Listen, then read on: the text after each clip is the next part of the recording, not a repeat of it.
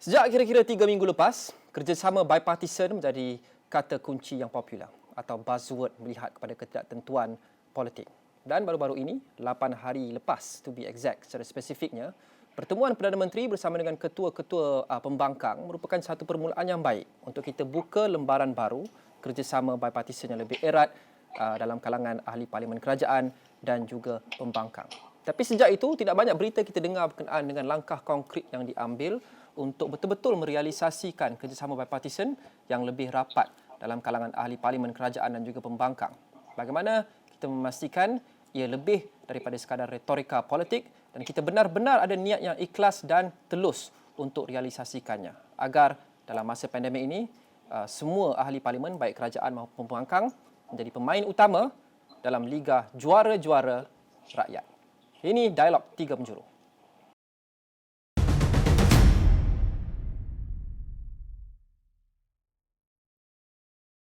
Hari ini saya bersama dengan Senator Datuk Dr. Ahmad Masrizal Mohamad, Timbalan Menteri Pengajian Tinggi YB Anthony Loke, adalah ahli Parlimen Seremban dan juga Setiausaha Organisasi Kebangsaan DAP, dan saudara Rahizal Shah Abdul Karim adalah Fellow Penyelidik Society for Empowerment and Economic Development of Sabah atau SEEDS. Selamat malam semua, selamat datang ke Dialog 3 Penjuru.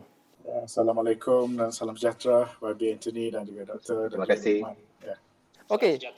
Saya mahu mulakan dengan saudara Rahizal terlebih dahulu kerana saudara Rahizal baru-baru ini menerusi SEEDS ada mencadangkan beberapa perkara untuk kita mempercepatkan dan mengeratkan lagi kerjasama bipartisan antara kerajaan dan juga pembangkang. Dan kita lihat 8 hari lepas susulan pertemuan Perdana Menteri bersama dengan ketua-ketua pembangkang. Rahizal, sejak dari itu tidak ada banyak berita yang kita dengar. Jadi kesinambungannya, apa langkah konkret yang boleh dan patut kita ambil untuk realisasikan kerjasama bipartisan ini secepat mungkin? Ya, terima kasih kepada Wani kerana menjemput saya mewakili SEEDS untuk sama-sama memberikan pandangan. Kalau kita tengok daripada tempoh hari, bukan tempoh hari malahan agenda untuk bekerjasama tu ada dipanjangkan oleh Tan Sri Muhyiddin. Cuma ia berlaku agak lewat dan berbagai sebablah diberikan kenapa tawaran itu ditolak. Walaupun secara peribadinya saya beranggapan bahawa sekurang-kurangnya tawaran yang diberikan oleh Tan Sri Muhyiddin itu sekurang-kurangnya perlu mungkin diteliti terlebih dahulu. Cuma saya juga faham mungkin di pihak pembangkang melihat ada isu daripada segi ketidakpercayaan, issues of trust there. Kerana tawaran itu datang agak lambat dan juga saya ingat juga ada perkiraan-perkiraan politik lain yang dibuat. Walau bagaimanapun, ada dua saya ingat perkembangan ataupun keadaan yang mungkin boleh sedikit memberi harapan bagi rakyat Malaysia dan juga bagi kami pemerhati bahawa kerjasama ini mungkin boleh berlaku. Pertama, daripada apa yang berlaku pada tahun apabila berlaku langkah yang dipanggil langkah Sheraton tu. Saya ingat daripada itu Duli Tuanku yang di-Pertuan Agong telah mengeluarkan banyak statement. Saya ingat bukan sekali dua kali dan sehingga waktu sebelum Datuk Ismail Sabri dilantik pun ada dikeluarkan dan statement kandungan yang dikeluarkan tu semua penekanan dia sama, iaitu perlu ada konsensus, perlu ada kerjasama di kalangan kedua pihak. Dan itu ditekankan berkali-kali. Itu yang pertama. Dan selepas daripada itu kita nampak pun daripada pihak pembangkang, daripada pihak kerajaan, mereka pun dalam ucapan yang mereka berikan, penyataan yang dikeluarkan, menekankan juga bahawa kita perlu menjunjung titah apa yang tuanku minta. Jadi itu yang pertama. Itu keadaan tu bagi saya itu sedikit sebanyak akan memaksa kedua pihak untuk sekurang-kurangnya duduk. Itu pertama. Yang kedua pula adalah kalau kita tengok keadaan politik sekarang ini. Saya ingat rakyat di luar sana pun semua inginkan agar kedua-dua parti untuk bekerja sama antara satu sama lain. Okey, itu yang apa yang rakyat inginkan. Jadi peluang untuk bekerja sama itu adalah terbuka luas dan ditambah dengan statement yang bagi saya jarang berlaku lah. Sebelum-sebelum ni ada statement yang dibuat bersama pembangkang, dan juga oleh kerajaan, tapi kebanyakan mungkin isu-isu contoh macam isu melibatkan Palestin, isu-isu yang kita menunjukkan solidariti bersama. Tapi yang baru-baru ni berlaku itu bagi saya titah tuanku, desakan-desakan rakyat dan juga statement kenyataan dikeluarkan oleh kedua pemimpin tertinggi, Perdana Menteri dan juga daripada Pakatan Harapan, itu bagi saya memberi ruang untuk ini untuk berlaku. Jadi ruang itu dan juga pintu itu seperti yang Rahizal sifatkan sebentar tadi sudah terbuka luas. Kurang-kurangnya lebih luas dari dulu. Bagaimana kita maksimalkannya, Rahizal? Apa langkah spesifik yang dua-dua pihak boleh ambil? Saya membayangkan begini dan saya pasti mungkin nanti mungkin YB Anthony akan memberi pandangan beliau tentang proses yang berlaku. Saya pasti di saat kita berdialog sekarang ni pun berlaku diskusi di pihak pimpinan tertinggi Pakatan Harapan, di pihak pimpinan parti masing-masing, begitu juga di pihak kerajaan sama ada di Bersatu ataupun UMNO, yang masing-masing cuba untuk apakah proposal, apakah cadangan yang kita akan bawa ke hadapan. Dan kita mengharapkan benda ini berlaku. Di pihak SEEDS pula, dan juga saya mewakili, saya ingat ramai apa yang masyarakat sivil seringkali sebut dan tekankan. Pertama sekali adalah reformasi parlimen. Dan saya sebut ini dan ramai yang bertanya kepada saya, kenapa disebut tentang reformasi parlimen, kenapa tidak disebut tentang lain undi 18? Limit Perdana Menteri dan seumpamanya. Realistik dia, saya melihat begini. Untuk kedua-dua pihak ini duduk, they have to have at least sekurang-kurangnya common ground, benda yang sama. Dan kalau kita tengok statement yang disebut tu, antara benda yang disebut specifically secara khusus menyebut kepada parlimen. Dan saya telah ulangi ini beberapa kali. Sebenarnya masalah yang kita nampak daripada segi struktur pentadbiran negara Malaysia ini adalah parlimen itu dan juga sebenarnya Dewan Undangan Negeri kita ni, dia tidak pernah sampai memenuhi fungsi dia yang sebenarnya. Saya boleh katakan mungkin fungsi itu cuma 20% ya, Luqman. Mungkin 20%. I would go saya akan pergi serendah itu. Kerana kalau kita bandingkan dengan fungsi Dewan Legislatif di Parlimen ataupun di Dewan Undangan Negeri, di negara Commonwealth yang lain, kita dapat lihat betapa bezanya luasnya jurang daripada segi peranan yang dimainkan oleh kedua-dua badan ini tadi. Di manakah letaknya tadi dasar-dasar parti ataupun yang ingin mereka ingin mencadangkan tentang undi 18 dan semua. Adakah benda ini tak penting? Ini penting. Tetapi bagi kami, kalau tidak ada berlaku reformasi di parlimen, di manakah perbincangan mengenai undi 18 ini berlaku? Di manakah perbincangan mengenai masalah berkenaan dengan ataupun isu berkaitan dengan independence, kebebasan badan-badan di Malaysia, majlis peguam negara, SPRM dan seumpamanya. Sebab itu bagi saya penekanan untuk yang pertama ni, dan mungkin harap mungkin YB Lock, mungkin YB Anthony mungkin boleh bersetuju dengan saya. Penekanan bagi saya pertama sekali adalah untuk memastikan struktur parlimen itu tadi, fungsi itu parlimen tadi diperkasakan.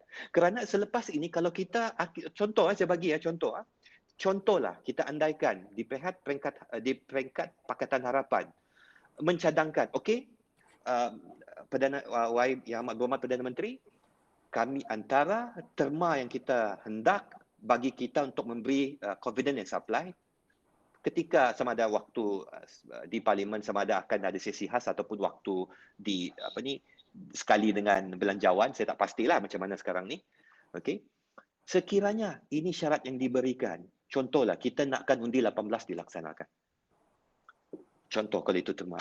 Tapi banyak lagi persoalan-persoalan saya ingat yang perlu dijawab tentang seperti sama ada pelaksanaan dia tu macam mana perlu dilaksanakan dan seumpamanya. Dan di sini peranan parlimen itu tadi, khususnya select committee itu tadi, sekiranya seimbang, diberi kuasa yang lebih dengan komposisi yang seimbang, dengan boleh memanggil semua di sini yang dapat kita perhalusi benar-benar, dan juga cadangan-cadangan lain yang apa-apa pun cadangan polisi dasar yang mungkin Pakatan Harapan ingin lakukan. Maksud saya di sini, penekanan pertama untuk kerjasama itu konsensus adalah melalui parliamentary reform. Itu perlu menjadi conggak pertama sekali.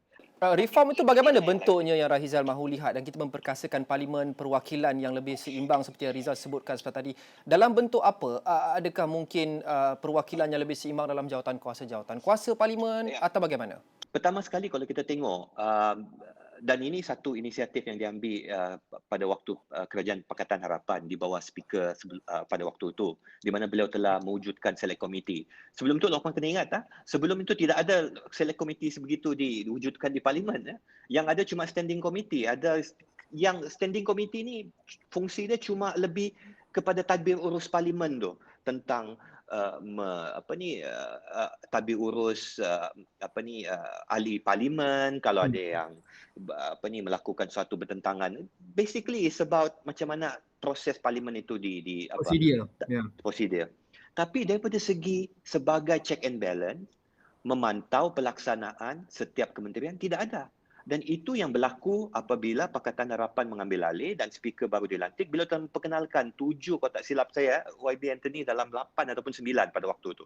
Dan ianya kemudian diteruskan juga di bawah kerajaan Tan Sri Muhyiddin, di mana beliau memperkenalkan 9 kalau tak silap saya, yang mana setiap itu fungsi dia sepatutnya untuk membayangi setiap fungsi apa yang dilakukan oleh parlimen. Cuma masalah dia, kelaziman dia di negara lain, di negara Commonwealth lain ataupun parlimen, komposisi di select committee itu tadi adalah berdasarkan bilangan ahli parlimen di parlimen. Jadi kalau 60% ahli parlimen kerajaan, 40 pembangkang, maka di select committee itu it should reflect the same. Di Malaysia sekarang, komposisi dia kita boleh katakan hampir sama. Pembangkang dengan kerajaan hampir sama. Sebab itulah dalam kertas kerja yang kita yang kita edarkan kepada beberapa masyarakat sivil, kita menyatakan bahawa select committee perlu diwujudkan yang membayangi setiap kementerian yang ada pertama, dan setiap daripada komiti ini tadi, contoh kalau ada 10 komiti, 5 daripada komiti ini diketuai ataupun chairman dia, pengerusi diketuai oleh pembangkang, dan 5 lagi oleh kerajaan. Dan komposisi select committee itu tadi diimbangi serupa juga 50% pembangkang, 5% kerajaan. Dan boleh ada keadaan di mana overlapping. Maksud dia seorang ahli parlimen tu boleh sama ada pembangkang kerajaan, dia boleh duduk di select committee. Dan di sini kita memperkasakan tu tadi. Kerana Luqman, kalau kita tengok kepada parlimen ni, banyak yang kita nampak dan sebagai masyarakat biasa, kita biasa nampak sesi debat di parlimen tu berlaku waktu sesi titah tuanku dan juga kedua sesi soal jawab. Tapi sebenarnya kalau di negara lain parlimen, kita akan terkejut. Sebenarnya yang ini semua ini cuma di mana ruang untuk pembangkang menyatakan pandangan secara am dan seumpamanya. Tapi nadi sebenar, jentera yang menggerakkan parlimen tu tadi sebenarnya berlaku di select committee. Ya. Dan ini yang selama ini tidak berlaku. Saya rasa saya berhenti di situ dulu. Jadi reformasi parlimen ini boleh dimulakan dan diperkasakan dengan perwakilan yang lebih menyeluruh dan juga seimbang dalam kalangan ahli parlimen pembangkang. Sebelum kita berbicara dan juga tentunya walaupun keahlian seimbang, yang penting juga adalah memperkasakan peranan tu. Maksudnya daripada segi kuasa untuk memanggil eksekutif. Kerana selama ini contoh kalau di parlimen kita cuma boleh panggil menteri. Jadi kalau kita katakanlah kan menteri ini tidak efektif. Jadi saya selalu berkata kepada rakan-rakan saya, kita selalu tahu dan masyarakat selalu kadang-kadang ada setengah menteri yang kita rasa tidak perform. Bercakap pun kadang-kadang maklumat tidak ada, seolah-olah beliau tidak tahu menjalankan fungsi dia. Tetapi saya melihat begini tau. Kalaulah betul menteri itu memberi jawapan sedemikian, saya risau kerana sebenarnya jawapan ni semua kadang-kadang diberikan oleh kementerian, pengarah, KSU. Dan tidak ada ruang untuk ahli parlimen, pembangkang dan kerajaan untuk menyoal mereka di parlimen. Kerana parlimen itu, dewan itu khusus untuk ahli parlimen saja. Ya, jadi ia mungkin juga selaras dengan sasaran 100 hari yang diletakkan oleh kerajaan sekarang ini. Dalam tempoh 100 hari itu, mungkin kesemua ahli parlimen, khasnya pembangkang, juga kerajaan, tapi khasnya pembangkang kerana kita bercakap berkenaan dengan seimbang dan imbang, akan boleh meneliti dan memanggil menteri-menteri, timbalan menteri dan sebagainya untuk check the progress dan sebagainya untuk kita memastikan 100 hari itu kerja jalan dengan bagus, lancar dan juga efektif. Reformasi parlimen itu saya ambil poin itu, iaitu lebih besar perwakilan daripada pembangkang, kita perkasakan peranan mereka dan kebolehan mereka untuk laksanakan semak dan imbang. Sebelum kita bercakap berkenaan dengan undi 18, had penggal jawatan Perdana Menteri dan sebagainya, ini semua bermula dengan reformasi parlimen. Saya mahu pergi ke Datuk Ahmad Mas Rizal. Datuk, berdasarkan pengalaman lepas, kita tak boleh nafikan ada ramai yang skeptikal kerjasama bipartisan ini dapat kita realisasikan kerana sudah banyak kali kita cuba, mungkin ada pihak-pihak yang retorik, ada pihak yang betul-betul ikhlas, tapi akhirnya ia tidak membuahkan hasil sehingga ke hari ini. Sekurang-kurangnya hasil yang betul-betul bermakna. Jadi mengapa Datuk rakyat boleh optimis kali ini ia boleh direalisasikan dan ahli politik boleh ketepikan perbezaan mereka demi menjayakan kerjasama bipartisan yang lebih meluas demi rakyat dan juga menjayakan idea keluarga Malaysia? Terima kasih Saudara Lokman dan juga semua panel yang ada, Yang Berhormat Anthony Loke dan juga Dr. Raizal pada malam ini. Ini satu soalan yang saya fikir soalan yang baik. Dan kita untuk menjawab soalan ini, saya fikir kita kena kembali kepada situasi di mana punca datangnya formula ini. Okay? Saya anggap ini sebagai satu formula. Sebagai ini satu formulasi dalam konteks negara kita berada dalam krisis. Sebagaimana kita tahu bahawasanya bukan sahaja negara kita, tetapi seluruh dunia berada dalam krisis pandemik COVID. Dan ia yang beri kesan kepada keadaan ekonomi, struktur masyarakat dan segala-galanya. Mengubah segala-galanya. Dan ini adalah dikatakan latar belakang bagaimana datangnya satu formula yang begini. Walaupun sebenarnya formula ini tidak asing kepada negara-negara sebagaimana negara seperti New Zealand sebagai contohnya, atau negara-negara besar seperti negara Amerika dan UK yang mengamalkan konsep bipartisan ini demi untuk rakyat. Makanya dalam hal ini saya merasakan bahawasanya pada hari ini, dalam saat ini, apabila adanya penglibatan dan juga, bukan saya nak katakan campur tangan, tetapi saya merasakan keprihatinan daripada semua pihak akan keadaan negara sekarang ini. Okey? Apa yang saya maksudkannya begini, Luqman, iaitu di mana keprihatinan sebagai contohnya, keprihatinan Duli Yang Maha Mulia Tuanku, Duli Yang Maha Mulia Tuanku Yang Tuan Agong sebagai contohnya. Akhirnya beliau bertitah bahawasanya semua parti pembangkang must sit together and then try selesaikan masalah yang berlaku dalam konteks negara kita sekarang ini. Masalah pandemik COVID, masalah economic recovery kena diselesaikan secara bersama tanpa ada perbezaan melampaui batas politik. Itu yang pertama. Saya fikir itu keperhatianan yang paling besar dalam konteks nak mengubah keadaan negara sekarang ini, memberikan satu formasi yang terbaik. Yang kedua ialah pada saya ialah kerana wujudnya satu keadaan yang memudahkan keadaan ataupun yang menjadikan merealisasikan apa yang diasrahkan oleh Yang Tuan Agong, iaitu wujudnya satu kerajaan yang baru di bawah pimpinan Yang Berhormat Datuk Seri Ismail Sabri dan juga barisan kabinetnya yang membawa elemen keterbukaan, inclusivity, sebagaimana yang disahut ke atas titah Yang Tuan Agong itu sendiri. Dan yang ketiga, saya fikir dalam hal ini sudah pastilah pemimpin-pemimpin seperti YB Anthony Loke dan juga barisan Pakatan Harapan yang telah menunjukkan keterbukaan untuk menerima formula ini ataupun saranan ataupun titah Yang Tuan Agong ini sebagai satu langkah yang terbaik dalam usaha untuk menyelamatkan negara. Jadi ini ada satu perkara yang penting. Jikalau pihak pembangkang sebagai contoh, saya sebenarnya tak mahu guna perkataan pembangkang ini, Luqman, sebab bila kita kata kita dah boleh bersama kan Rabi Anthony kan, jadi maknanya konsep pembangkang itu sudah perlu dibugarkan semula, didefinisikan semula sebenarnya. Bagi saya tidak ada pembangkang. Ini adalah rakan strategik kita yang baru sebenarnya. Tapi saya nak beritahu, tanpa adanya keterbukaan di pihak Pakatan Harapan, makanya tidak mungkin benda itu dapat dilaksanakan walaupun ia dititahkan. Adakah Datuk merasakan tidak ada keterbukaan daripada Pakatan Harapan? Ada keterbukaan lah, sebab itu benda ini boleh dilaksanakan. Benda ini diterima baik, disahut baik oleh pihak Pakatan Harapan. Sebab itulah kita melihat apabila sebagaimana mukadimah dikatakan oleh Luqman sebentar tadi, apabila keempat Presiden parti berada bersama, itu menunjukkan bahawasanya satu citra politik, citra baru dalam konteks negara kita, dalam konteks kepimpinan negara kita. Dan yang keempat, yang saya fikir adalah yang penting adalah konteks rakyat sendiri. Rakyat apabila melihat keempat presiden parti ini ataupun empat pemimpin utama ini berada di atas di dalam satu spektrum pemikiran yang sama, iaitu nak menyelamatkan negara dan rakyat melalui elemen sama ada keterbukaan dalam bentuk bipartisan dan sebagainya, maka mereka yakin. Keyakinan rakyat ini penting. Kerana saya yakin bahawasanya apabila setiap dasar yang dilaksanakan oleh kerajaan nanti kelak, sebagaimana yang Dr. Rahiza katakan sebentar tadi, kalau ada diputuskan di peringkat parlimen sekalipun, pelaksanaan itu penting. Dalam usaha ini, saya melihat begini. Untuk menjamin sama ada sesuatu perkara itu dapat dilaksanakan dengan baik dan berkesan, kita kena tengok ada dua dimensi yang berbeza. Satu dimensi dalam konteks polisi ataupun dasar. Dibahaskan, diluluskan oleh parlimen, melalui parlimen sebagai contoh yang dikatakan Dr. Rahiza, dan juga I think Babi Anthony tahu sebab dia salah seorang ahli parlimen yang prominent di dalam Dewan Rakyat. Tetapi selain itu, kita kena lihat satu elemen yang lain, iaitu dimensi pelaksanaan. Mekanisme pelaksanaan ini menentukan kejayaan.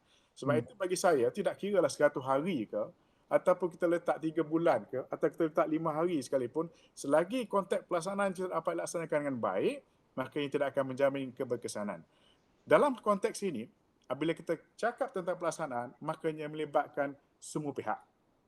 Ya, semua pihak itu dijayakan dalam kerangka payung besar seperti yang Datuk sebut sebentar tadi, didasarkan atas keprihatinan dan keterbukaan yang mungkin kita perlu tonjolkan dengan lebih jauh daripada sebelum ini kerana situasi kita yang sangat mendesak demi rakyat kita berdepan dengan COVID-19 yang memerlukan kerjasama bipartisan untuk kita melaksanakan penyelesaian yang berkesan dan juga jangka masa panjang. Itu payung besarnya, tapi ia juga berbalik kepada apa yang setiap pihak mahukan, apa yang menjadi prioriti bagi setiap pihak. Kerana ini adalah orang cakap this is under the hood. Ia perlu berbalik kepada apa yang kerajaan mahukan, apa yang pembangkang mahukan dan bagaimana kita cari titik tengah. Kerana ia asasnya adalah itu. Saya mahu pergi ke YB Anthony Loke bercakap berkenaan dengan topik ini. Sebelum saya pergi ke Datuk Masizal dan juga kembali kepada saudara Rahizal. YB Anthony, jadi pada asasnya apa yang pembangkang mahu daripada kerajaan untuk beri lebih kerjasama bipartisan? Okay, yang pertamanya, kalau saudara masih ingat, tahun lepas saya pun pernah cadangkan supaya perlu ada satu mesyuarat antara parti, di antara Perdana Menteri dengan pimpinan parti politik supaya kita mencari satu konsensus nasional. Ya. Tapi ia tidak berlaku pada tahun lepas. Dan sekarang ini walaupun kita sudah melalui satu tempoh yang agak panjang memerangi COVID, dan juga tempoh ketidakstabilan politik yang begitu panjang yang tidak berkesudahan, dan dengan adanya satu proses melantik semula Perdana Menteri yang baru, kita merasakan bahawa sudah tiba masanya bahawa perlu ada satu genjatan politik buat sementara waktu. Ya. Untuk fokus diberikan kepada kepentingan rakyat, bagaimana menstabilkan keadaan, memerangi COVID, dan yang paling penting untuk fokus seluruh negara, seluruh jentera kerajaan dan seluruh pimpinan politik kepada kebajikan rakyat. Itu yang paling asas bagi kita. Jadi kalau nak tanya soalan apa pembangkang hendak, apa yang dikehendaki oleh pembangkang, apa yang kita hendak ialah supaya kita dapat bersama-sama untuk memastikan kepentingan rakyat didahulukan. Jadi dasar untuk membantu rakyat, cara dan pendekatan, strategi baru untuk memerangi COVID, itu mesti ada input bersama daripada semua pihak, termasuk daripada pembangkang. Jadi seperti yang dikatakan, kita mempunyai perwakilan yang besar dalam parlimen dan kita membawa suara rakyat. Jadi YB Anthony memaksudkan bahawa lebih dialog dan rundingan diperlukan sebelum sesuatu dasar itu dilaksanakan, YB. Itu seperti yang saya katakan, selain daripada rundingan dan dialog, dia perlu ada mekanisme. Mekanisme yang paling sesuai ialah memperkasakan institusi parlimen. Seperti yang dikatakan oleh saudara Rahiza tadi. Memang saya bersetuju sangat apa yang disampaikan tadi dan juga cadangan-cadangan itu. Dan saya yakin cadangan-cadangan yang dilontarkan tadi itu akan diperincikan, akan dirundingi dan dibincangkan. Yang pentingnya kita nak melihat satu mekanisme pelaksanaan yang lebih berkesan. Seperti yang dikatakan, fungsi parlimen mesti kita maksimalkan. Fungsi parlimen belum dimaksimalkan sekarang ini, belum dioptimalkan, dan itu sesuatu yang sangat penting. Jadi rundingan sedang berlaku dan juga perbincangan, kita terbuka untuk berbincang bagaimana untuk kita move forward. Itu yang sangat penting. Satu lagi, teruskan YB. Yang saya nak katakan ialah bahawa pada permulaan tadi saudara bertanya apakah selepas pertemuan di antara Perdana Menteri dengan 3 pimpinan utama PH, adakah itu nokta dia? Bagi saya bukan. Sebelum pun pertemuan itu sudah pun ada pertemuan-pertemuan secara tidak formal. pertemuan antara Perdana Menteri dengan pimpinan PH itu tidak berlaku begitu saja. Dia ada kerja-kerja di belakang takbir, ada perbincangan di belakang takbir yang membolehkan pertemuan itu berlaku. Tetapi pertemuan itu bukannya kesudahannya. Pertemuan itu sebenarnya satu permulaan. Permulaan untuk supaya perbincangannya lebih lanjut dapat dilaksanakan di antara kedua pihak. Adakah perbincangan yang lebih lanjut susulan pertemuan itu sedang berlangsung sekarang ini, YB, dari dalam kalangan Pakatan Harapan dan bersama dengan kerajaan? Perbincangan secara rasmi belum ada di antara pihak PH dengan kerajaan. Tetapi di kalangan Pakatan Harapan, kita amat jelas apa yang kita kendaki. Apa cadangan kita, apa permintaan kita. Malah kita telah pun menyiapkan draft kita. Permintaan-permintaan kita yang akan dicadangkan kepada pihak kerajaan. Dan apabila kira kerajaan bersedia untuk berunding, maka perundingan dan juga perjumpaan secara rasmi boleh diadakan oleh kedua-dua pihak pada bila-bila masa. Permintaan kepada kerajaan itu apa, ada yang YB Anthony boleh kongsikan di sini bersama dengan kami? Secara umumnya saya tak nak begitu detail sangat sebab untuk menghormati perundingan kedua-dua pihak. Sebab saya tak nak begitu detail, tetapi secara asasnya ialah apa yang telah pun diumumkan oleh Tan Sri Muhyiddin sebelum ini. Itu menjadi satu asas permulaan untuk kita bincang. Yang pertamanya dasar-dasar yang pro rakyat, yang membantu rakyat dari segi memerangi COVID dan juga membantu ekonomi rakyat. Itu menjadi asas kepada kita. Yang kedua ialah institusi parlimen perlu diperkasakan. Yang ketiga seperti reformasi undang-undang seperti Akta Anti Lompat Parti dan sebagainya. Itu semuanya merupakan asas untuk kita membincang. Tetapi sudah tentu ada pelbagai butirannya yang perlu kita rundingi oleh kedua-dua pihak. Yang saya tak nak bincang di atas media. Sebab kalau kita runding, kita perlu berunding secara bersemuka antara dua pihak, closed door, di belakang takbir. Supaya kita nak gaduh ke, nak runding ke, nak apa saja nak bincangkan, biar kita dalam satu keadaan mesyuarat tertutup, kita go through, tak payah ada polemik secara terbuka, dan itu yang kita rasa adalah penting untuk kita mencapai satu persefahaman. Jadi yang bergaduh di dalam Dewan Rakyat itu adalah versi yang sudah pun filter kerana pergaduhan mungkin lebih sengit dalam bilik-bilik yang tertutup. Bukan, maksud saya ialah kita belum mencapai satu persefahaman. Dari segi detailnya. Apa yang telah pun dicapai ialah satu early understanding ataupun satu pertemuan antara Perdana Menteri dengan 3 pimpinan PH yang menyatakan komitmen kedua-dua pihak untuk duduk bekerjasama dan bagaimana untuk kita move on dan move forward. Tetapi dia perlu ada butirannya, ada pengisiannya. Kita kalau satu kenyataan bersama saja, orang tak rasa apa-apa. Jadi ada pelbagai soalan daripada pelbagai pihak. Adakah kenyataan itu adalah kesudahannya? Jawapannya tidak. Kenyataan itu merupakan satu permulaan. Dia belum ada apa-apa isi kandungan lagi dalam kenyataan bersama itu. Tetapi bagi kita, pentingnya untuk kita lengkapkan pengisiannya. Apa yang diperlukan, dilakukan oleh kedua-dua pihak, apakah komitmen daripada pihak kita, apakah komitmen daripada pihak kerajaan, dan bagaimana kita boleh merangka satu bentuk kerjasama yang boleh menstabilkan keadaan dan memacu negara dalam tempoh 12 hingga 18 bulan yang akan datang.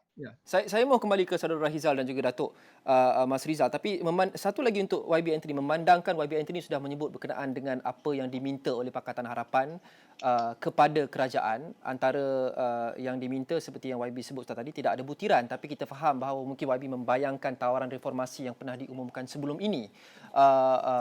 Undi 18, had penggal Perdana Menteri dan sebagainya. Tapi persoalannya YB, sebelum ini ia ditolak oleh pembangkang.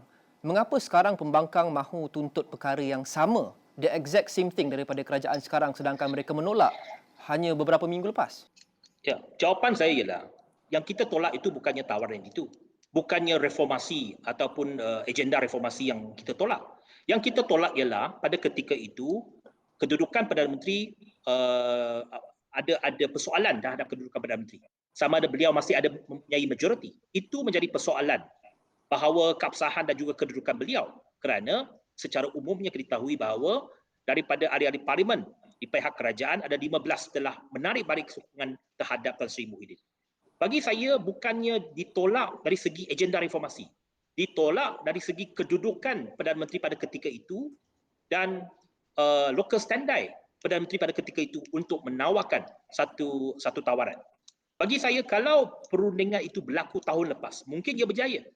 Tetapi pada akhir-akhir apabila kedudukan politik telah pun diketahui umum, ia tidak dapat diteruskan dalam keadaan begitu, maka rundingan kedua-dua pihak itu tak dapat dilaksanakan. Ya. Tetapi bagi saya sekarang ini ialah satu proses pelantikan Perdana Menteri telah pun diadakan secara mengikut lunas perlembagaan. Ya. Jadi soal sekarang ini ialah kalau ada niat kedua-dua pihak untuk duduk bekerjasama, maka sekarang ini kita perlu berlapang dada, terbuka untuk berbincang dan berunding. Jadi jika tuntutan itu dipenuhi, adakah ahli Parlimen Pembangkang terbuka untuk mengundi ya, vote yes sekiranya usul undi percaya dijalankan di Parlimen? Saya rasa kita belum sampai tersebutlah. Sebab ia perlu dirundingi seperti yang saya katakan.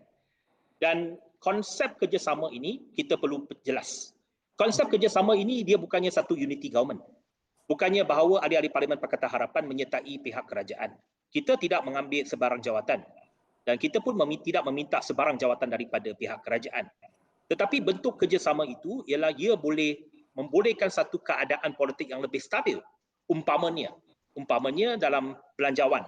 Kalau belanjawan itu dirundingi, belanjawan itu mempunyai input daripada kita yang dia tidak kontroversial, baik untuk rakyat, maka tidak ada masalah untuk belanjawan itu diluluskan.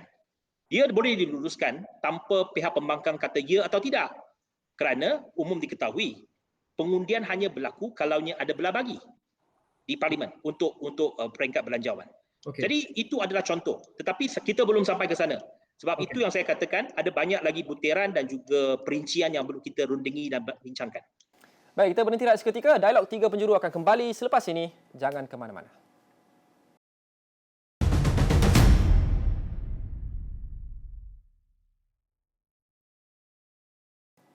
Kembali bersama Dialog 3 Penjuru, saya Luqman Haris. Sejak beberapa minggu lepas, kerjasama bipartisan menjadi satu istilah kegemaran yang sering kita lontar-lontarkan. Dan kita lihat pertemuan Perdana Menteri bersama dengan ketua-ketua pembangkang kira-kira seminggu lepas adalah permulaan yang baik. Tapi melebihi apa yang simbolik dan juga apa retorik politik. Bagaimana kita memastikan kerjasama bipartisan ini bukan sahaja menjadi catchphrase pada ketika ini tetapi satu niat yang memang telus dan mahu direalisasikan oleh ahli parlimen kerajaan dan juga pembangkang demi rakyat, dan dalam bentuk apa boleh kita pastikan ia dilaksanakan dengan cepat dan juga dengan berpanjangan. Itu fokus kita dalam Dialog 3 Penjuru hari ini. Saya bersama dengan YB Anthony Loke, ahli Parlimen Seremban dan juga Setiausaha Organisasi Kebangsaan DAP, dan Senator Datuk Dr. Ahmad Masrizal Mohamad adalah Timbalan Menteri Pengajian Tinggi, dan saudara Rahizal Shah Abdul Karim adalah Fellow Penyelidik SEEDS atau Society for Empowerment and Economic Development of Sabah.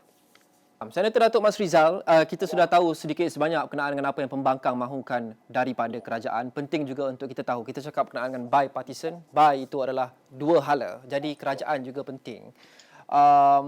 Apa yang Datuk boleh kongsi dengan kami sekarang berkenaan dengan apa yang kerajaan, apa kompromis, jalan tengah yang sanggup kerajaan berikan untuk menjemput, mengundang pembangkang untuk memberikan sokongan? Luqman, saya nak menarik apa yang YB Anthony cakapkan sebentar tadi. Permulaan ini, benda ni bukan berlaku tiba-tiba. Okey? Sebagaimana YB Anthony Loke cakap sebentar tadi, itu betul, bermakna ia melalui satu proses yang tersendiri. Yang akhirnya benda ini diformulasikan dalam bentuk kenyataan oleh Yang Amat Berhormat Datuk Seri Perdana Menteri berkenaan dengan keterbukaan kerajaan untuk menjemput penglibatan parti-parti pembangkang di dalam menentukan nasib negara pada hari ini. Dengan mana penekanan yang diberikan oleh Yang Amat Berhormat Perdana Menteri iaitu kepada keterlibatan pembangkang dalam konteks untuk terlibat dalam sebagai contohnya Majlis Perundingan Ekonomi Negara dalam konteks ekonomi recovery dan juga dalam konteks untuk menangani pandemik COVID dengan terlibat dalam jawatan kuasa khas dan sebagainya. Ini adalah salah satu permulaan. Saya setuju dengan YB Anthony katakan sebentar tadi. This is not the noktah. Bukan sebagai satu pengakhiran, tetapi permulaan kepada satu perjalanan politik yang lebih jauh demi untuk rakyat. So dalam konteks untuk, jikalau nak menjawab apa yang saudara Luqman katakan sebentar tadi, nyatakan atau tanya sebentar tadi, apakah tawaran yang boleh diberikan oleh pihak kerajaan, maka saya fikir permulaan yang pertama oleh pihak kerajaan ialah untuk melihat sejauh mana pihak-pihak yang terlibat, parti-parti politik yang ada dalam negara ini, tidak kira lah sama ada DAP ke, PKR ke, Amanah ke, ataupun Barisan Nasional sendiri, ataupun PAS dan sebagainya boleh untuk bersama dalam konteks menentukan atau memulihkan keadaan ekonomi dan juga mengatasi masalah pandemik COVID ini. Kenapa saya katakan begitu? Kerana krisis yang berlaku ini puncanya berletak pada political stability, kestabilan politik. Jadi dalam hal ini, yang pertama ataupun boleh saya katakan barangkali YB Anthony, barangkali saya boleh katakan ini political test yang pertama. Political test yang pertama untuk menentukan macam Saudara Luqman katakan seperti tadi, setakat mana kita nak meyakini ataupun keikhlasan pihak pembangkang. Saya tidak lihat dalam hal ini ada elemen kita merasa curiga dengan pembangkang sebab apabila pembangkang sudah boleh ataupun pihak pemimpin pembangkang sudah boleh berada dalam satu pentas yang sama demi untuk rakyat, maka itu menunjukkan satu signal bahawasanya kita sudah pun shifted daripada dogma daripada permainan politik yang lama kepada satu keadaan dunia politik ataupun dimensi politik yang baru. Cumanya saya merasakan begini. Saya merasakan dalam konteks ini untuk membolehkan kita melihat lebih jauh macam dikatakan oleh YB Anthony sebentar tadi. Ada perbincangan-perbincangan lanjut akan dibuat satu demi satu dan sebagainya. Dan saya merasakan bahawasanya semua rakyat dalam negara kita ini sekarang fokus pada dua. Boleh atau tidak pembangkang dan kerajaan ini duduk bersama untuk mengatasi dua elemen besar yang melanda negara sekarang ini, iaitu pengurusan pandemik COVID dengan berkesan dan juga masalah pemulihan ekonomi yang lebih baik. Ya, jadi itu kerangka besarnya Datuk. Tapi ia berbalik juga kepada kita buka pintu itu dengan mungkin sesuatu yang umum general. Saya faham apa yang Datuk sebut dan juga YB Anthony sebut bahawa kenyataan itu seperti yang YB Anthony sendiri sifatkan, ia tidak ada detail yang cukup banyak. Kita faham kerana ia hanya membuka pintu. Walaupun mungkin ia hanya simbol, tapi ia hanya simbol yang amat bermakna untuk kita memulakan kerjasama itu. Kita buka pintu itu. Tapi kemudian ia perlu pergi ke spesifik. Rundingan mungkin masih lagi berjalan. Saya faham tidak ada semua yang boleh dikongsikan. Tapi mungkin kami nak dapat grasp sikit perkara-perkara besar yang mungkin boleh kerajaan atau pembangkang kompromis. Jadi apa yang kita tahu sekarang ni adalah pembangkang mungkin minta perkara-perkara yang disebut tadi, undi 18, had penggal PM dan ada 5 atau 6 lagi. Adakah kerajaan terbuka untuk memenuhi permintaan ini? Saya melihat begini, Luqman. Saya melihat bahawasanya kerajaan yang ada sekarang ni adalah kerajaan gentleman. Okay? Political gentleman. So, saya cukup yakin apabila kerajaan sudah pun membuat secara terbuka begitu dan disahut secara positif oleh pihak pembangkang dan semua rakyat tahu, maka saya yakin bahawasanya tidak akan ada elemen-elemen di mana kerajaan cuba untuk bermain wayang dalam hal ini. Saya cukup yakin. Dan saya merasakan bahawasanya ini permulaan ataupun satu political window yang baik untuk membolehkan bahawasanya kita mencapai ataupun pergi ke arah dimensi lain yang sebagaimana dikatakan YB Anthony sebentar tadi. Tapi Wak apa sekalipun pada pandangan saya dalam konteks ini parlimen semata-mata bagi saya adalah tidak mencukupi sebenarnya. Keterlibatan pihak pembangkang ini sebenarnya harus menjangkau lebih daripada parlimen. Betul YB Anthony katakan sebentar tadi, iaitu keterbukaan pembangkang tidak bermakna pembangkang akan menyertai kerajaan, YB, betul ya? Tidak bermakna berada dalam kabinet, tidak. Ini dilihat oleh saya sebagai salah satu daripada elemen keikhlasan. Di mana lepas ini barangkali akan lebih banyak jawatan kuasa dalam kerajaan sendiri yang akan membenarkan pihak pembangkang untuk berpartisipasi. Dan partisipasi aktif positif ini amat perlu dalam konteks untuk menjadikan negara kita lebih baik pada masa akan datang. Okey, saya mau kembali kepada saudara Rahizal. Maaf menunggu lama sedikit. Saudara Rahizal orang tengah di sini. Memang kalau kita lihat tiga ni memang literally orang tengah. Jadi saya mau tanya Rahizal selaku seorang yang neutral. Kita ada rundingan sekarang antara kerajaan dan juga pembangkang. Dia seolah-olah tarik tali. Tarik tali yang saya bukan maksudkannya dalam konteks yang negatif, tapi memang itu adalah lumrah rundingan. Dia ada tarik tali, satu pihak minta ini, satu pihak minta ini, kemudian ada kompromis dan sebagainya. Jadi Rahizal selaku orang yang neutral, yang memerhati, apa yang Rahizal rasakan kerajaan dan juga pembangkang patut terbuka untuk beri daripada segi kelonggaran? Sejauh manakah Pakatan Harapan perlu give way atau compromise, dan sejauh manakah kerajaan patut give way atau compromise untuk kita menjayakan apa yang kedua-dua pihak mahukan, cari jalan tengah dan kita jayakan kerjasama bipartisan? Okey, saya punya pendekatan agak berbeza sikit daripada apa yang disebut oleh YB Anthony dan juga Datuk Mas Rizal. Saya balik kepada apa yang saya tekankan tentang reformasi parlimen tu tadi. Sebelum saya menjawab soalan tu Lokman, saya nak tambah sikit ya. Walaupun YB Anthony ada sebut tentang penglibatan pembangkang dalam kerajaan, tapi saya ingat saya mencadangkan agar di mana Majlis Pemilihan Negara di peringkat eksekutif, peringkat pelaksanaan dan juga jawatan-jawatan kuasa di peringkat eksekutif, kerana kebanyakan jawatan kuasa ini adalah bersifat advisory, menasihati ya.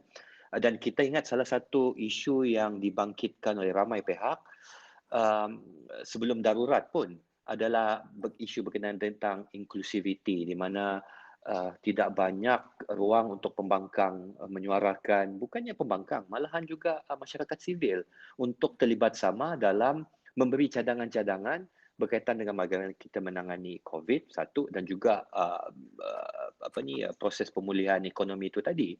Jadi mereka nampak tidak ada ruang dan ditambah lagi dengan darurat itu tadi, lagilah ruang itu semakin sempit dan itu saya nampak isu yang sering dibangkitkan oleh masyarakat sivil termasuk juga dengan parti-parti pembangkang. Tapi saya beranggapan pada ketika ini dengan mengambil kira cadangan yang disebut tadi tentang reformasi parlimen, memperkasakan select committee, menyatarakan bilangan dan juga fungsi-fungsi ditingkatkan, diberi lebih banyak kuasa. Peranan pembangkang juga mungkin boleh beri di peringkat advisory, contoh majlis pemulihan tu tadi. Dan saya ada sebut di dalam cadangan saya tu tadi, di mana ada disebut tentang Majlis Pemilihan Negara tu tadi, di mana majlis ini walaupun dia bersifat advisory, dan saya tahu dan saya sedar ramai di sana yang mencadangkan bahawa agar ditubuhkan salah satu bentuk majlis yang mempunyai kuasa, tapi saya punya tanggapan, dan saya setuju perlu ada satu majlis dan kita alu-alukan apa-apa bentuk majlis yang mana boleh bertindak sebagai suplemen kepada kerajaan. Tetapi saya kurang bersetuju sekiranya diwujudkan sebuah majlis yang mana majlis itu melangkaui kuasa kabinet. Whether we like it or not, kabinet is the legal entity yang membuat keputusan. We might not like the minister, but we have to respect the chair. I mean, we have to respect the institution of the cabinet. Jadi, majlis pemulihan yang disebut oleh Perdana Menteri dalam yang beliau hulurkan cadangan itu untuk penglibatan. Saya ingat mungkin pembangkang, di pihak pembangkang, mungkin di pihak Pakatan Harapan dan juga warisan, mungkin bolehlah mencadangkan agar sekurang-kurangnya YB Anthony diletak 2 orang ataupun 3 orang wakil daripada pembangkang di dalam majlis ni, supaya di peringkat advisory itu boleh pasal saya tahu ada disebut tentang rundingan-rundingan berlaku, tapi hakikat dia kalau kita tengok Lokman, kebanyakan isu-isu yang menjadi bualan, menjadi kritikan rakyat adalah kalau kita tengok secara teliti bukan berkenaan dasar, tidak banyak saya ingat ya, mungkin 1-2, tapi daripada segi pelaksanaan, daripada segi macam mana kita mengagikan vaksin, proses hospital kita, equipment and so on. Apakah bagaimana pelaksanaan ini perlu diperbaiki dan seumpamanya. Dan sini saya ingat mungkin peranan majlis tu tadi, majlis pemulihan itu, penglibatan pembangkang di dalam tu beserta juga dengan masyarakat sivil yang lain dan begitu juga dengan jawatan-jawatan kuasa kecil yang ditubuhkan. Sekiranya ini dilakukan dan pihak kerajaan extend kerjasama ni dan pembangkang setuju untuk menerima, di peringkat eksekutif itu tadi, di peringkat advisory, mereka boleh memberi cadangan kepada kabinet. Dan saya juga cadangkan agar Majlis Pemilihan Negara tu sekurang-kurangnya memberi briefing kepada kabinet. Dan dengan itu mungkin juga sudah tiba masanya, pasal kita selalu sebut sekarang ni, we need a cabinet war. Saya tidak ingat lagi kabinet itu perlu meeting sekali. Minta maaf YB Mas Rizal, saya ingat mungkin kabinet tu sudah tiba masanya dalam ketika ini meeting itu 2 kali. Ada MKN punya meeting. Itu MKN. Mungkin itu, ya. Mungkin dapat lagi supaya regularly. Supaya apa yang dicadangkan oleh Majlis Pemulihan itu tadi dapat disampaikan. Dan begitu juga dengan jawatan-jawatan kuasa di bawah yang kecil ni di peringkat eksekutif. Jawatan kuasa mengenai vaksin, jawatan kuasa mengenai hal ini. Ada penglibatan pembangkang. Mereka dapat memberi input. Dan mengambil kira juga sekiranya cadangan daripada, dan saya andaikan memang cadangan itu memang pun ada akan dimajukan oleh Pakatan Harapan, iaitu untuk memperkasakan parlimen, disambut oleh kerajaan, diberi kuasa yang sewajarnya, penglibatan yang setara. Jadi kita ada di peringkat select committee parlimen, mereka dapat memantau juga di peringkat eksekutif, yang mana eksekutif juga ada penglibatan daripada pembangkang. Jadi kita nampak ada saling complement one another. Jadi proses itu ada. Itu satu Lokman. Daripada segi perbincangan tadi yang disebut oleh YB Anthony dan juga Datuk Mas Rizal mengenai perbincangan di belakang, dan saya tahu politik itu tidak seperti apa yang kita nampak kadang-kadang, ya. Sebenarnya banyak yang berlaku di belakang, informal talk, sama ada direct antara pihak ataupun melalui proxy. It's always happen, sentiasa berlaku. Cuma apa yang saya inginkan mungkin dalam kita bergerak sebagai sebuah demokrasi yang matang, dan juga kita sering bercerita tentang kompromi, saya ingat sudah tiba masanya apabila lah contoh, ya, YB Anthony sekiranya lah cadangan tu sudah komplit dan okey semua, diperakui oleh semua. Pasal betul juga apa yang YB Anthony cakap, kalau awal-awal sebut ada nanti di dalam it's dead upon arrival lah, YB Anthony awal-awal dah mati lah. Dan saya pasti juga di pihak kerajaan nanti kalau ada cadangan ni belum apa lagi ada dah mati. So I know ada confidential tu di sana. Saudara Rizal, maaf saya perlu bagi ruang sikit kepada YB Anthony untuk bercakap kerana kita semakin kehabisan masa. Tapi saya faham poin yang disampaikan oleh Rahizal di situ. YB Anthony, kita lihat betul berkali-kali Rahizal sebut, YB sebut bahawa rundingan di belakang tabir juga banyak berlaku. Kita lihat juga selama ini ahli parlimen kerajaan dan juga pembangkang mereka lantang berperang mulut dalam Dewan Rakyat. Tapi seringkali kita lihat keluar mereka boleh berkawan, mereka boleh tangkap selfie, salam tangan dan sebagainya. Jadi mengapa kita tidak boleh migrate semangat ini lebih kepada dalam kerjasama rasmi dalam Dewan Rakyat atau dalam perundingan? Kerana kita lihat secara personal semuanya kawan baik walaupun bertikam lidah dalam Dewan Rakyat, tapi semangat itu bila keluar dia hilang. Bagaimana kita nak apply semangat ini lebih kepada what's above board, apa yang dilaksanakan? Adakah ia juga mungkin kerana setiap ahli parlimen juga perlu posture kepada penyokong-penyokong mereka? Mereka mungkin takut untuk menampakkan mereka baik, UMNO baik dengan DAP, DAP baik dengan UMNO dan sebagainya. Jadi mengapa kita tak boleh migrate semangat ini lebih ke dalam kerja-kerja rasmi, rundingan rasmi yang berlaku?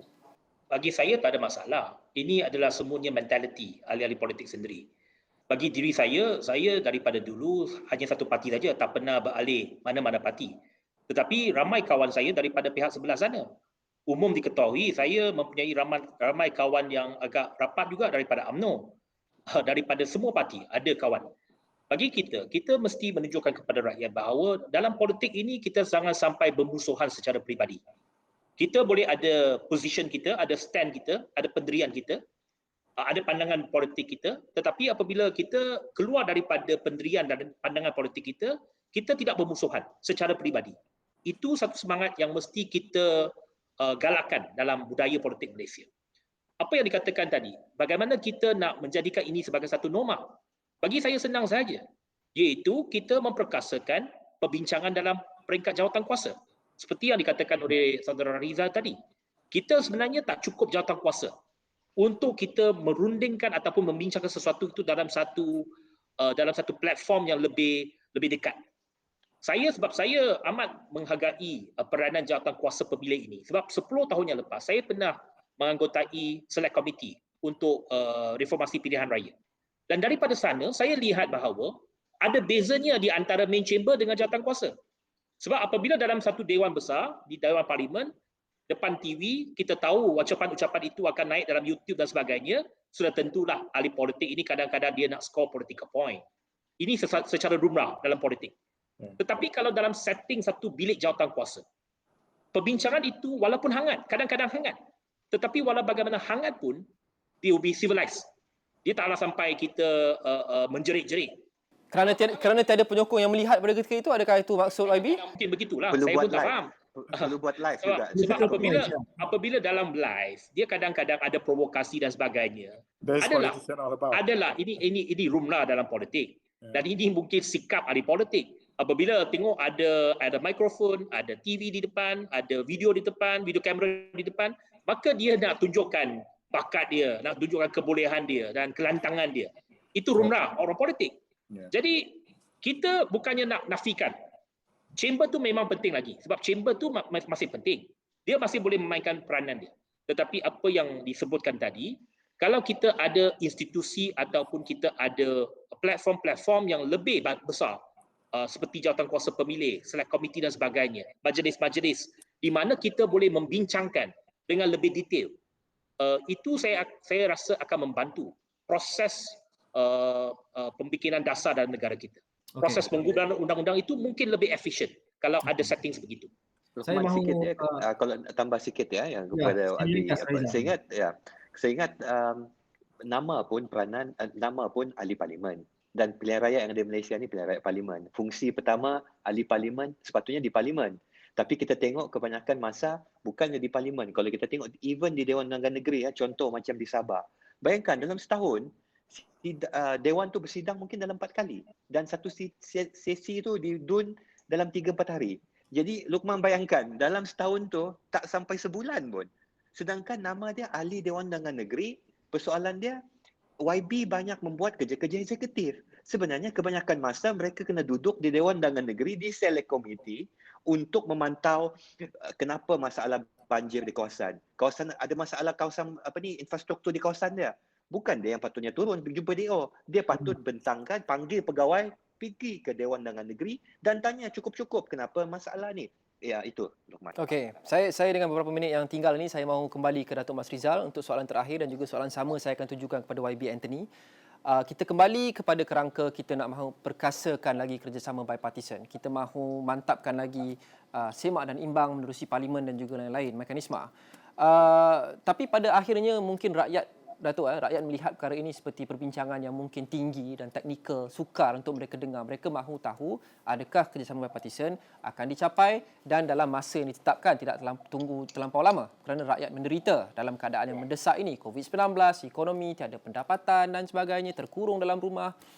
Jadi balik kepada keterbukaan ahli politik untuk akhirnya tolak tepi semua retorik dan tulus dan juga ikhlas dalam niat mereka untuk compromise dan cuba untuk menjayakan bipartisan ini. Jadi Datuk, mengapa rakyat boleh yakin bahawa kerajaan akan memainkan peranannya sepenuhnya 100% untuk memastikan bahawa kerjasama bipartisan ini akan dapat dicapai demi rakyat? Mengapa rakyat perlu yakin dengan kerajaan? Luqman, bila bercakap soal ini, saya fikir untuk membolehkan kita menjawab kenapa rakyat perlu yakin sekarang ini dalam konteks apabila kita bercakap soal bipartisan, we are not talking about the government per se. We're talking about the whole spectrum politik yang ada dalam negara, termasuklah pembangkang. So dalam hal ini, untuk memastikan kejayaan, sebagai contoh Luqman katakan tadi, kita dihambak oleh masa. Rakyat dalam keadaan terdesak sekarang ini, kita mengharapkan bahawa dalam tempoh bermula daripada sidang parlimen yang pertama nanti yang akan berlangsung pada pertengahan bulan September nanti, sehinggalah ke akhir tahun ini, apa yang dikatakan sebagai keterbukaan politik itu perlu diterjemahkan dalam bentuk yang realiti, yang sebenar. Sekarang ini kerajaan sudah pun memberikan ruang, kerajaan sudah pun memberikan peluang, dan kerajaan sudah pun membukakan pintu.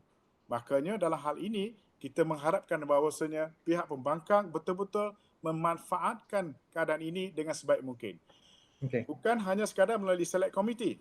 Tidak cukup. Saya setuju dengan YB Anthony katakan semalam tadi. Bila berada dalam select committee ini, rohnya lain, keadaannya lain. Kita boleh berdiskusi secara profesional dan sebagainya, bukan berdrama politik sebagaimana di dalam Dewan. Tetapi saya melihat dalam elemen ini, bukan soal itu sahaja sebenarnya. Soalnya ialah setakat mana partisipasi parti-parti pembangkang ini akan memastikan bahawasanya pelaksanaan dasar itu dapat dilaksanakan dengan berkesan. Itu penting. Kalau sekadar memutuskan dalam Dewan, kemudian hangka buat sajalah, maka tidak ada satu sokongan dan dokongan di peringkat pelaksanaan oleh pihak pembangkang, maka ini tidak akan ke mana. Maka dalam hal ini, tuntutan itu bukan hanya dalam konteks Dr. Rahiza dan juga YB Anthony, bukan dalam konteks hanya reformasi ataupun dalam konteks reformasi parlimen semata, tidak. Tetapi dalam konteks sampai ke peringkat akhir di mana pelaksanaan itu harus didokong, harus disambut dan dilaksanakan sebaik mungkin. Salah macam mana keadaan sekalipun. Kalau katakan proses itu dilaksanakan di kawasan YB Anthony Loke, katakan parlimen beliau, maka harus dilaksanakan dengan baik. Okey, maaf Datuk, kita ketentukan masa. Secara ringkas, YB Anthony, mengapa rakyat boleh percaya pembangkang akan memainkan peranannya 100% untuk menjayakan kerjasama bipartisan dan bukan sahaja retorik atau political posturing? Mengapa rakyat perlu percaya bahawa pembangkang akan sanggup melakukan the right thing walaupun bukan perkara itu the most politically expedient thing pada ketika ini? Saya rasa bukan sahaja pembangkang. Semua ahli politik, baik pembangkang ataupun kerajaan, mempunyai tanggungjawab untuk mengembalikan keyakinan rakyat terhadap sistem politik negara kita. So saya lihat sekarang ini rakyat secara umumnya mereka marah dan muak dengan ahli-ahli politik across the board. Bukan sahaja kerajaan ataupun pembangkang, kedua-dua pihak. Jadi adalah penting kita perlu mengenepikan kepentingan politik buat sementara waktu. Kerana kita dalam masa krisis. Kalau dalam masa krisis kita tak boleh go above our own interest, saya rasa rakyat tidak akan memaafkan kita. Jadi adalah penting kedua-dua pihak mesti ada satu keyakinan dan satu semangat berlapang dada untuk bekerjasama, meletakkan kepentingan rakyat di depan untuk mengembalikan rakyat terhadap keyakinan rakyat terhadap sistem demokrasi dan pilihan raya negara kita. Okey, terima kasih YB Anthony Loke, Ahli Parlimen Seremban dan Setiausaha Organisasi Kebangsaan DAP, Senator Datuk Dr. Ahmad Masrizal Mohamad, Timbalan Menteri Pengajian Tinggi, dan Rahizal Shah Abdul Karim, Fellow Penyelidik untuk SEEDS. Terima kasih kepada anda menonton Dialog 3 Penjuru malam ini. Kita jumpa lagi. Assalamualaikum dan salam hormat.